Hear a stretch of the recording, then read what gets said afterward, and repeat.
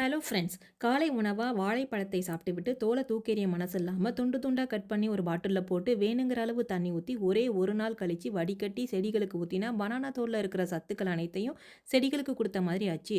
Tips பிடிச்சா follow பண்ணிக்கோங்க friends. அப்படியே ஏர் காலேஜில இருக்கிற செடிகளுக்கும் தண்ணி ஊத்தியாச்சு.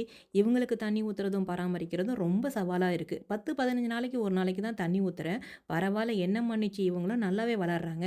ஒரு வேலையா பூன்லே போனவர் அங்கிருந்து பரங்கிக்காய், கிரீன் சில்லி, டொமேட்டோ, ஃப்ரெஷ்ஷான முருங்கைக்கீரை, கொத்தமல்லி வாங்கிட்டு வந்தாரு. இன்னைக்கு செவ்வாய்க்கிழமைங்கிறதுனால முருங்கைக்கீரைய சாம்பார் வச்சுட்டு பரங்கிக்காய வறுக்கலான்னு ரெடி பண்ணிட்டு இருக்கேன்.